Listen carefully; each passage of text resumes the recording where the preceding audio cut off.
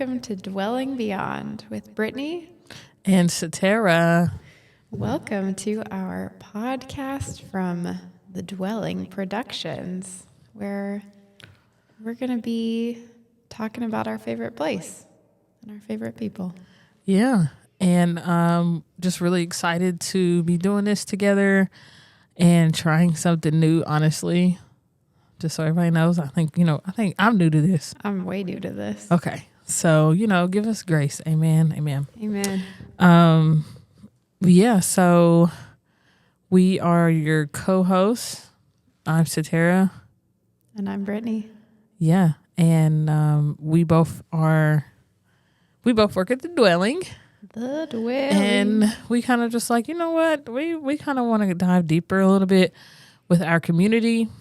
There's just so many beautiful stories, and I think we should tell them and let them tell themselves their stories. And so we was like, you know what? Why not do a podcast? Why not? So we're here.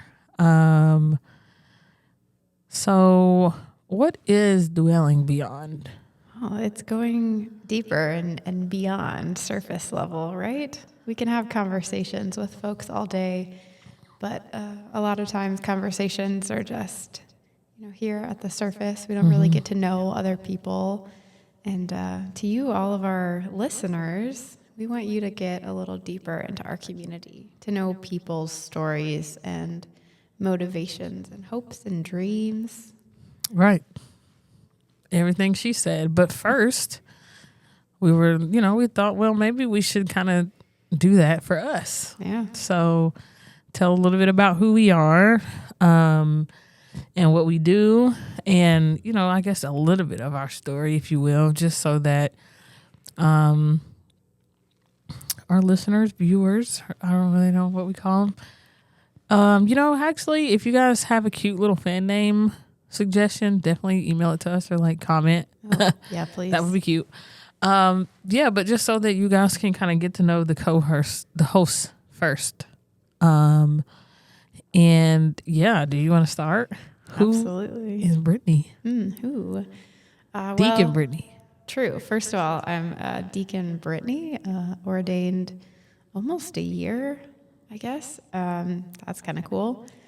I've been at the Dwelling for almost 2 years. I did my internship there while I was a student at Wartburg Seminary. Kind of got placed here in Winston, I would say randomly, but nothing is ever random. It's the Holy Spirit. Yeah.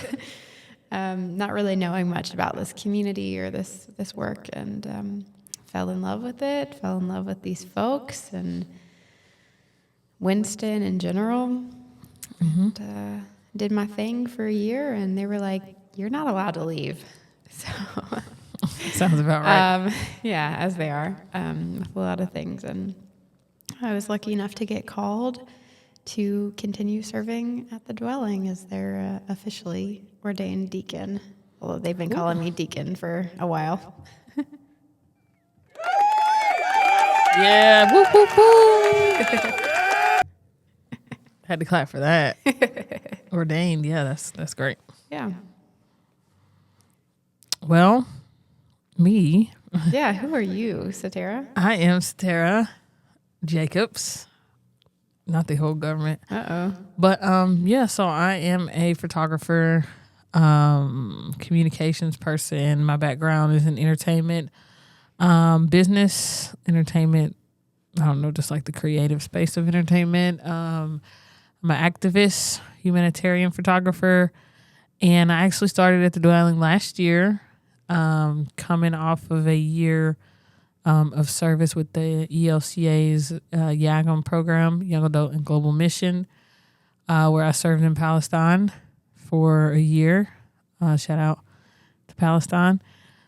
And then, I ended up signing up for the vocational fellowship that was at the Dwelling. They were looking for someone with to help with communications and storytelling, essentially. So literally within I think I spoke with Emily.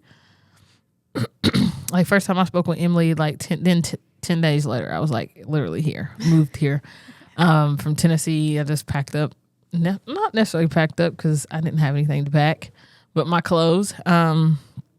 Yeah, and so I kind of came here really quick. And again, like you said, it was kind of one of those things like, yeah, you're not leaving. You're still here. So now, officially as well, I am the minister of storytelling, where I still do like all the communications and storytelling pieces. And it's just, it's been really exciting. So it's especially kind of coming out of like an entertainment background to the more nonprofit, marginalized people and working with, and just the stories are different. The environment is different. But it's something that I've always been passionate about. And so I'm just glad that I'm kind of able to do that. And we're really glad that you're here and able to do that too. yeah, I'm glad to be here. I'm glad Brittany's here. Yeah, because we're besties. Oh, true. Satara recently moved her office downstairs. We were sharing an office, and now I'm just so sad every day. We're in the same building. I mean, she didn't move far. But I was like, hey, I'm here now. I need my own space. Yeah. You deserve it. And listeners, if you have been following us for a while, Satara took over social media. Before it was myself, so we saw a big increase in quality. I don't think I even knew that you were doing it before me. I didn't know that. Yeah, just that was that's hilarious. Part of my internship project.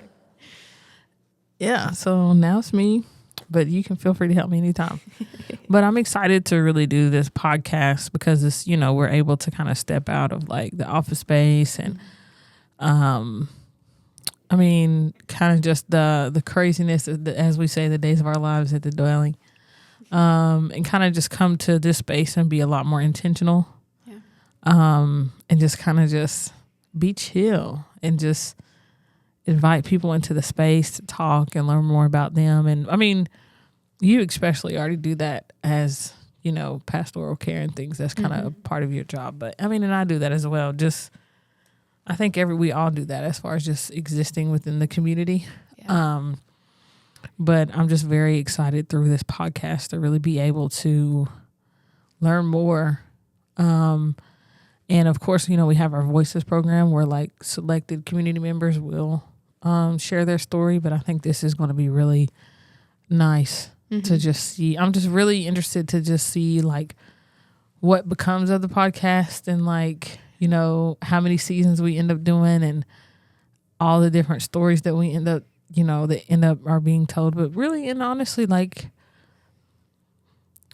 what the reach will be and how it will like impact people who listen. So I'm really just excited because this really started as like our little baby project. So yeah, me too. We'll have to see where we go with it. True. I know a lot of stories from a lot of people, but I'm excited for everybody else to hear them too. Yeah. Right? I feel like there's a lot of things that need to be shared out to the wider world, the podcast world, whatever that looks like. Yeah. Next thing you know, we're going to be traveling. Traveling with it. Lucas. We have an email I'll share at the end of the episode. I'm curious to know, what is something that you love about the dwelling and the community, and like what is something, because even your story is like very unique of like how you got here by happenstance, if you will. So I said if you will before and people laugh at me when I say that. I honestly don't know where I got that from, but yes, if you will, happenstance, that's a big word. I didn't know I knew that word. Ooh, SAT words up here. Hello. I'm educated. Yeah, but like even like how you got here is very, very interesting. And like you said, like the spirit, but like you're still here, so what is something that you really cherish about the dwelling? Well, I get asked this a lot when I go to, different conventions and retreats and things. Folks are like, what do you love about your job? Because obviously I love it so much. And the answer is always like 98% of the things that happen every day make me love my job, right? Like there's times when it's hard and it makes me so angry.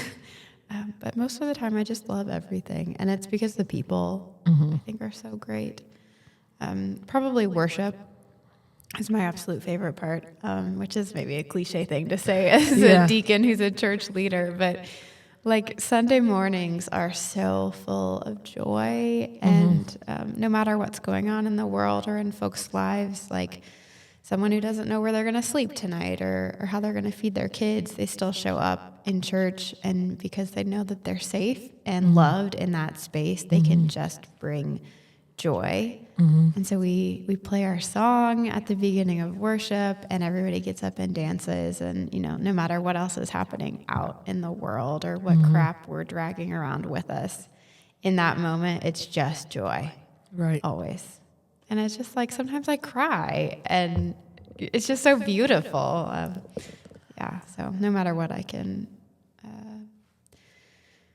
always find joy. Yeah. And I can contest to that. I feel like contest. I'm just laughing because if you know me, you know I do not really talk like this, And I don't, again, like, why is my voice so deep? It's like, hey. It's the podcast effect. Yeah, podcast vibe. I'm trying to get my podcast personality together. But I think for me, like, I had a similar experience. It really put me in a place of just gratitude.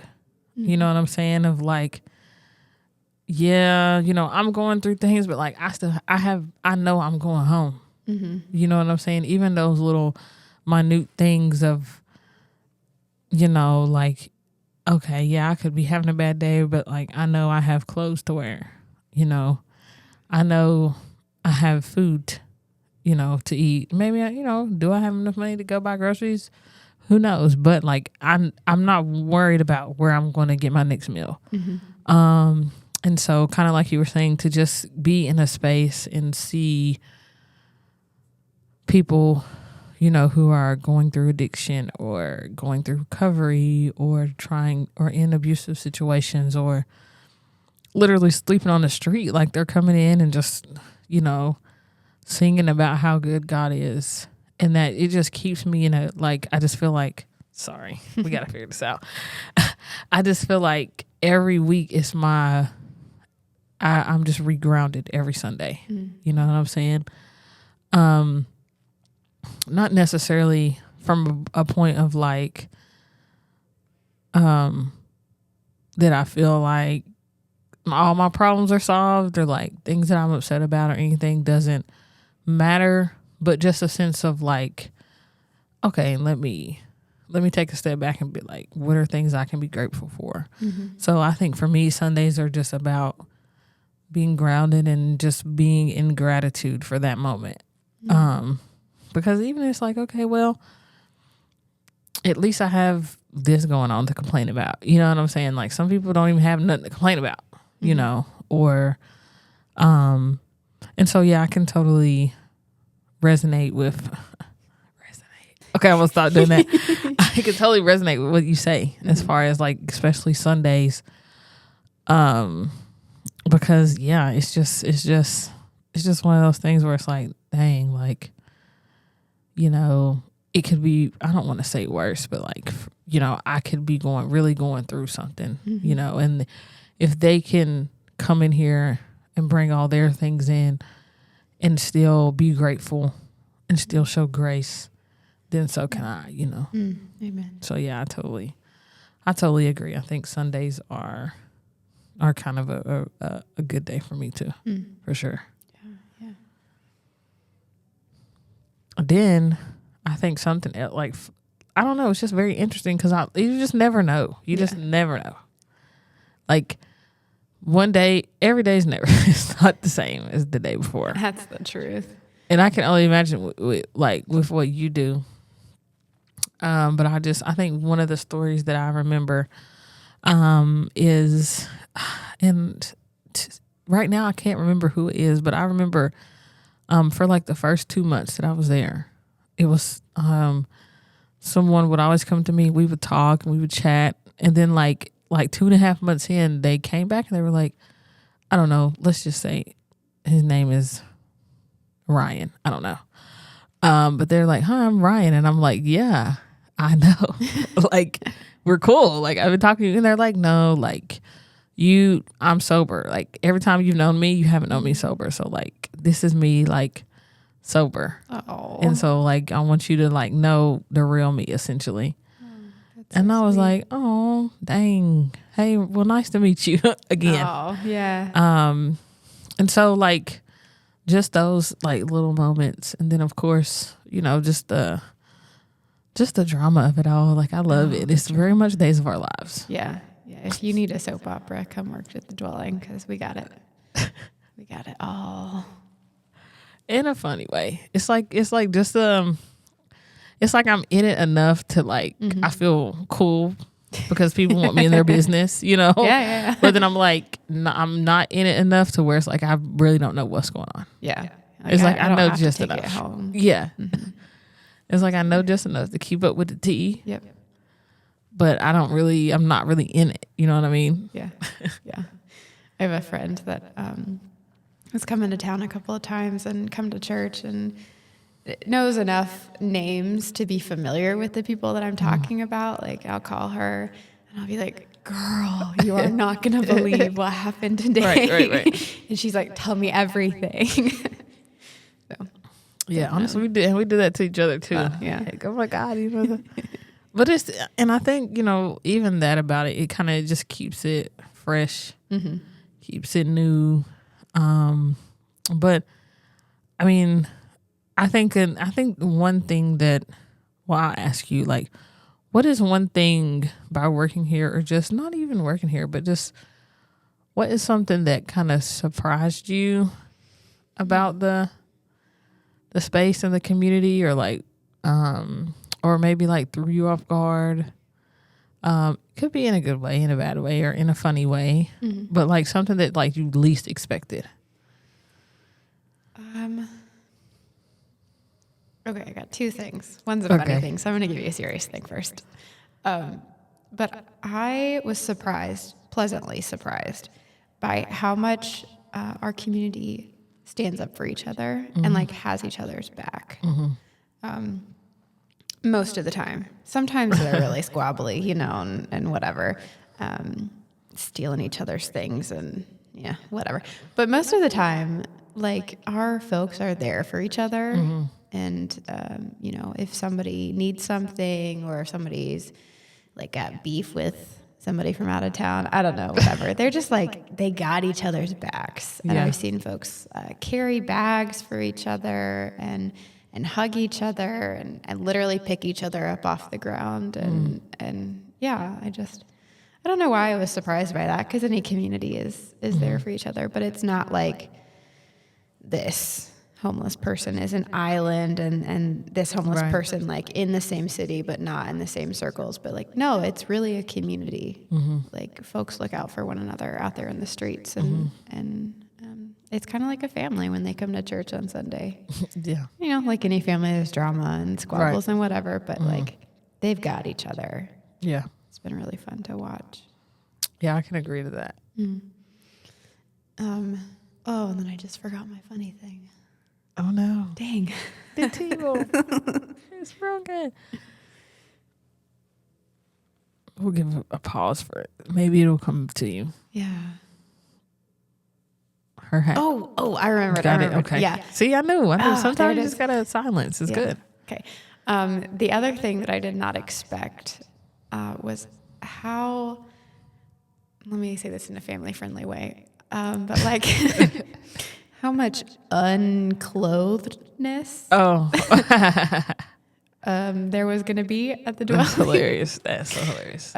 Just sometimes people show up without pants on, or like, I don't know, just things happen and people are people, and with like mental health crisis and substance use kind of going on, folks aren't always thinking straight. And, Right.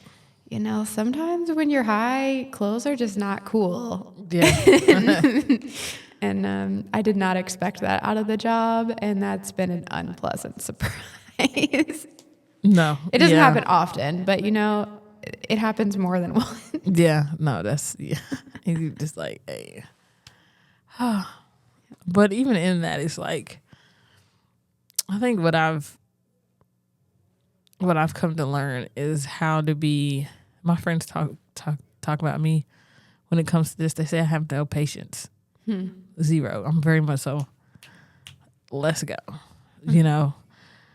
But this being in this space has really taught me, like, I just watch you guys, and you guys have so much patience for people, and you, the way you're able to really just, like, even if somebody's like having an episode or just having a moment, or it's just very much like, still able to just be grounded and be calm and like de-escalate the situation without, you know, because in, like you said, with dealing with the things we sometimes see, you really don't know what you're going to get from people. Like they could yell, put their hands on you, they could all kind of stuff. And so to just learn how to, like, not just react and kind of not take it personal. That's something that I've really set back. Because my first day here, like, somebody had like a total mental breakdown. And I was like, okay, here we go. This is what it is. Like, let's go. Yes. But I also was like, I'm not gonna get in it. I'm gonna watch from the sideline. But like, just the way y'all kind of jumped in and handled it and de-escalated the situation and really kept everybody else at bay. You know what I'm saying? Like that. Ooh, I was about to cuss. That stuff ain't easy. No, it definitely it's isn't. not easy. Yeah. And I think a lot of that comes with, like, time and relationship building. The fact that, like, I'm able to step into situations like that and feel totally safe is, like, you know, I know at least one of the two people involved, or I know the person having a breakdown, and I can be like, hey, like, cut that out. And they look at me as their deacon that they respect and, you know things about, that knows things about them and their story. And they can be like, oh, I'm sorry, deacon. Like, you know, I shouldn't have done that, whatever. And a lot of the times that relationship is the thing that can snap them out of it. Yeah. Or not. But it usually is helpful. But and another funny thing I think is funny is, like, also how much, like, I mean, even me too, but, like, how protective they are of, like, the people who work there. Yes. Like, they don't play. They do not Okay, play. so, like, if even when it comes to each other, like, if somebody is giving you a hard time, they are going to step in and check that person. Because they're like, you're not going to do that. You're not going to talk like that to my deacon, or, like, you know, like, they're going to check them people on your behalf. That's so real, yeah. You know what I'm saying? Or, like, even if it's, you know, because, again, like we said, there's things that happen, and, like, even if it's, like, situations where, like, you're in the middle of, like, an altercation or something, and, like, a fight, and then it's just two people and you, and then, like, if they feel like somebody pushed you or shoved you on accident, like, it's a swarm of people. Oh, yes. Like, it's like, hold on now. Yeah, who did it and what's up? Right, like, right. Yeah. I had somebody who was just not themselves, somebody that I didn't really know, one Sunday kind of, like, get up in my face, and, like, I was not afraid. I'm not really afraid of a whole lot anymore, but, like, get up all in my face and try to intimidate me, and I don't know, maybe cuss at me. I don't even remember exactly. And I had probably 4 grown men come up and, like, were like, you're not going to talk to her like that, you whatever cuss words they used, and, like, they were going to start a fight. And I was like, boys, like, I can handle this. I promise, I got it. I know that I'm a small white woman, but, like, I can hold my own, and I don't need to raise my fist to do it. And it's really funny to see, like, 30 seconds, and I have at least 4 bodyguards. Yeah. They don't play. Yeah, and it's one of the things where they really don't have to know the context. Oh, absolutely not. They just was like, oh, this is involved. Like, as far as if it's one of the staff members, they don't really care about nothing else. They're just like, we need to get our stuff together. Yeah. So and again, I think that's just back to the, you know, like you were speaking to, like, the community, the familial aspect of it. Yeah, like, I don't have to be experiencing homelessness right now to be in that community. Like, I absolutely am a part of their family, even though I'm a little bit removed. Right. No, totally agree. And then, I mean, let them tell it, like, depending on who it is, they call you as their family. So, Yeah, that's right. and I think it's just one of those things where it's just constant, like, growth and, like any other situation, you know what I'm saying? And I think for me, growing up in the church and things, it just feels, it's literally life. Mm-hmm. It's not just church. And I think that's the difference. Yeah, I think that, like, at the dwelling, we do life with people. absolutely. It's not just, okay, you know what I'm saying? You see sister so-and-so on a Sunday, and you only see her on Sundays. You know what I'm saying? Or, like, you really don't know what's going on in her life. Like, she's just somebody who goes to church where you go to church. And it's just like, at the dwelling, it's like, you know these people. You know, and, like, of course, you know, because we're not just Sunday. People can come throughout the week. And I'm sure with you doing showers and things, like, it's just a different level of vulnerability and places and pockets of people's lives that we kind of see and interact with. And it's just like, you hold a lot, you know. You have to, like, hold a lot for a lot of people. Yeah, that's true. And most churches, they don't really got to do that. Yeah, we're definitely not a Sunday morning only community. Yeah, see those folks every week and walk with them. Literally 24 hours a day. True. 7 days a week.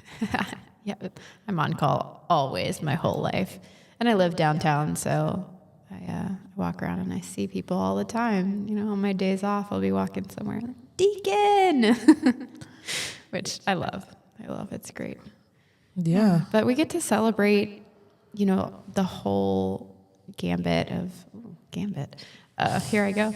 Big word podcast over here. Of like life with people. We celebrate when somebody gets their apartment and when they get enough money to, you know, have all of the things that they need. And we also hold people as they relapse and, you know, are struggling with their sobriety or need to go into the hospital for an extended amount of time. Right? Like the whole of human life. We're there to support people and, you know, whatever that means, whatever that takes. And that's it. And so, I mean, this and Just a whole lot more. That's it. That's all we do. It's nothing much. Yeah, nothing crazy, you know, all regular stuff. And again, so, like, I want to kind of move into just kind of hit on what people can expect from the podcast. So the Dwelling is a community of faith that is a Lutheran and Moravian mission community.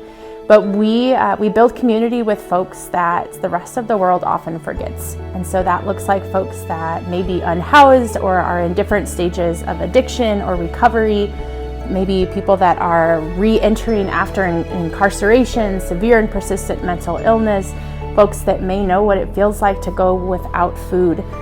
So we like to joke, and I wouldn't say that it is an exaggeration, that we are a gathering of misfits on the margins. It is a church where you are welcome, and we mean it. It's a church that you are a leader of and not a guest to. It's a place that recognizes that your brokenness is actually your belovedness, and that your wounds and the things that the world has told you are too deep to be healed are actually can be mended in community here. Okay, so yeah, I just want to kind of get into a little bit of what people can expect from our podcast. What will they be getting from Dwelling Beyond, and what is that? Yeah, we're just what are we? That's the question. Who are we? Yeah, we're just gonna have conversations, you know, like we've had today, just raw, real, not surface level conversations. We're going to have guests on every week, community members and supporters and staff, get to know a big picture, what the dwelling is like and what folks are dwelling beyond. Yeah. And we're just hoping that we can really just inspire and showcase the different ways to do church, and really just highlight different ways that, God has showed up for people, but also from a different lens, from a different viewpoint, really give a voice to people who people probably wouldn't stop to talk to. And so, yeah, like I said earlier, I'm just very excited to see where it goes. And honestly, if we only get 2 viewers an episode, I think it's really going to be just really fulfilling for myself. Because I'm a person, I love deep conversations and understanding more about why people do the things they do, where they came from, what has made them who they are in the present. And I'm excited to be doing it with you. Yeah, I'm excited to do it with you too. Heck yeah. This is going to be hard for me. But so we do have another thing we're looking forward to is hearing from you guys. So we do have an email. Whoop, whoop. Okay, let me see if I can get it right. It's dwelling beyond, one word, dwelling beyond at thedwellingws.org. Yes. So email us. We would love to hear your stories. We would love to hear your questions, whether that's related to the dwelling or whether that's related to any of the guests we have on, or if it's just faith-based questions on anything. And so we would love to be able to possibly read those during some episodes, answer some questions, share some stories. We want to also make sure you guys kind of feel a part and involved as well. So please, again, I'll say it again, email us, but also contact us. If you need to just contact us in general, please email us at dwellingBeyond@thedwellingws.org. Yeah, and we will see you guys in episode 2 and 3, 4, 5, 6.